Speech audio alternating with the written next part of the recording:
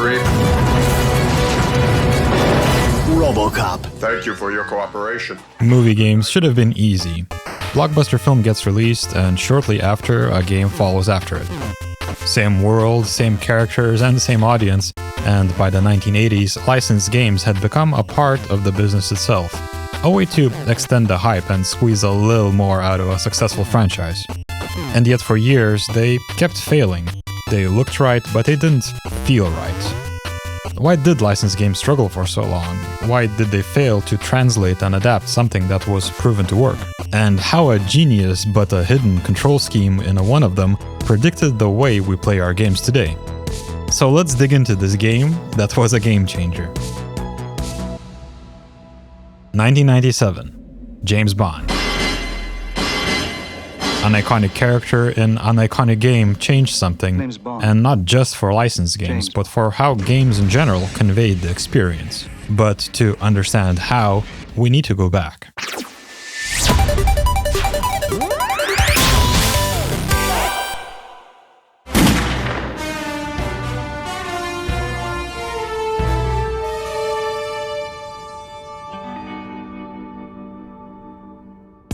Some games tell their own stories, but some borrow them. Popular movies became games almost instantly as a 1-2 marketing punch combination. And why wouldn't they? Recognizable worlds, familiar characters, but something didn't carry over. You weren't stepping into the movie, you were interacting with fragments of it. And some of them didn't just miss the mark, they outright collapsed. E.T. the Extraterrestrial was made and shipped in 5 weeks, not because it was ready, but because it had to be released with a movie. Because it was so rushed and half-baked, players just did not understand what to do. It was confusing and repetitive, and to call it a game was a bit of a stretch. Ambitiously though, millions of copies were produced, and most of them did not sell. So many in fact that they had to get rid of them. And you can't just delete them because they are a physical cartridge, so they had to get rid of them physically. It almost sounds like an urban legend, but thousands of ET cartridges were buried in New Mexico desert because the game was just so bad. But even when games functioned, they struggled. Back to the Future looked familiar, but played like something else entirely. Teenage Mutant Ninja Turtles was ambitious, but often punishing, and simply put, they copied what things looked like, but not what they felt like. The whimsy and charm was lost in translation. Didn't I see you in the Jungle Book? And this gap between the source material and finished games was just too wide for audiences to overcome. James Bond made this disconnect even more prominent because Bond isn't about constant action. He had love affairs, secret missions, spy gadgets, and in general it was more of a nuanced experience that one game genre could portray at the time. The first title featuring him was in 1983, a decade before GoldenEye. It was not based on any single novel, but the super spy character of James Bond. Games like A View to Kill and Goldfinger soon followed. They borrowed the names, the characters, the branding, but rarely the feeling, as I mentioned before. This gap just kept widening, and by the 90s, James Bond was in platformers and action games and had its own cartoon spin-off with James Bond Jr. And while the duel was the closest to capturing 007's spirit in video games, it was still quite far from what it should be. By then, James Bond was in video games for years, and still, no one had figured out how to make the player feel like James Bond. James Bond is very much about staying cool and in control. He is the main character that shapes his own story, but early games could not support this level of agency. So they simplified him into something easier. A shooter, a racer, a chopper pilot, and what was left was not James Bond anymore. In 1997, a small team at Rare started building something unusual, GoldenEye 007 for the N64. Bond, James Bond, is blasting his way onto Nintendo 64 in the game version of the hit feature film, GoldenEye. Read your case file, grab your gun and clever gadgets, then control the actions of 007, the world's most famous spy. Looking from the side, it did not look promising, as they had all the odds against them.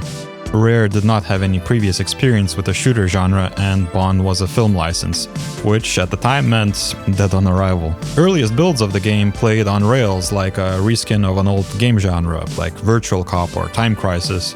It worked, as in it functioned, but it was not true to James Bond's spirit.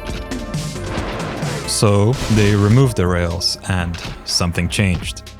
With them gone, you were not on a roller coaster anymore. You became your own shot caller. You would be given missions and objectives, and it would be up to you to reach them and complete them. And this newfound freedom changes your behavior. You slow down, you observe, you decide and execute. You're the one steering this mission. For the first time, Bond felt like Bond. The player felt like Bond. However, the Nintendo 64 controller was not built for this. 3 prongs, 1 analog stick. What was that controller actually built for? People still ask Nintendo this question. To control movement and aiming, you would need 2 sticks and 3 hands. So the system adapted. The developers discovered something even Nintendo hadn't come up with. 2 controllers equals 2 joysticks. 1 for movement, 1 for aiming. Does that look familiar? Long before this input scheme became standard, it existed in this form as a clever workaround for a very real problem. Another big piece of the puzzle is the music, and Rare didn't use the film score. Not because they couldn't copy it or reuse it somehow, but because they couldn't make it work. Film scores are linear, they follow a scenario, and GoldenEye is not scripted. So, no John Barry and no familiar themes. Instead, Rare hired the composer Grant Kirkhope and asked him to create something new. GoldenEye used restraint. Sound fades in and out, and silence becomes part of the gameplay. You start listening and waiting, feeling tension built from this absence. Your plans might fail, the alarms might trigger. Same space needs to support different outcomes. You were in control of your choices and playstyle, and even the music would accentuate that. As it comes to multiplayer, it wasn't the focus, not really. GoldenEye 007 was built as a single-player experience first. Missions, objectives, structure. At the time, multiplayer was something extra, almost an afterthought, but that's not what people remember. When the game was played together, it changed form entirely. 4 players, 1 screen. No matchmaking, no servers, no separation between players and the space they occupy, just presence. And something interesting happens in that space. Rules don't come from the game, they come from players, from the consensus. No odd job, slappers only, no screen looking. None of this is coded, none of this is enforced, but everyone understands it because fairness isn't built in, it's negotiated. And with that negotiation, a distinct culture forms. What started as the most faithful Bond game to date, ironically because it was so good, it became its own cultural phenomenon. In fact, the cult status of the GoldenEye multiplayer casts a large shadow on all the breakthroughs in game design that the single player introduced. GoldenEye wasn't the end of the Bond games, it was almost just the beginning. The World Is Not Enough continued many of its ideas, and Agent Under Fire abandoned the films entirely and told original stories. And for many players, Nightfire became the closest thing to a true GoldenEye successor. Then came Everything or Nothing, a game featuring Pierce Brosnan, Willem Dafoe, and John Cleese. Less like a movie adaptation, more like an interactive Bond film. But the industry was changing. By the time Quantum of Solace arrived, Bond had already started following the trends of modern military shooters.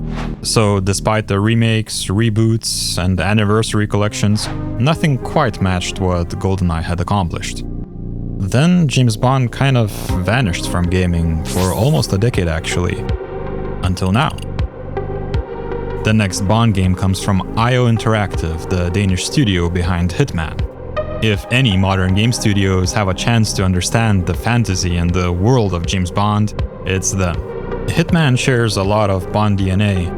Exotic locations, disguises, infiltration, and this main character aura where you feel like you're the coolest guy in the room. In the end, GoldenEye didn't succeed just because it was a Bond game. Back then, names didn't do as much heavy lifting as we might think now. It succeeded because it understood something others did not. You're not just porting the book or the movie, you're capturing the spirit. And if you do it good enough, it will mean more than you think.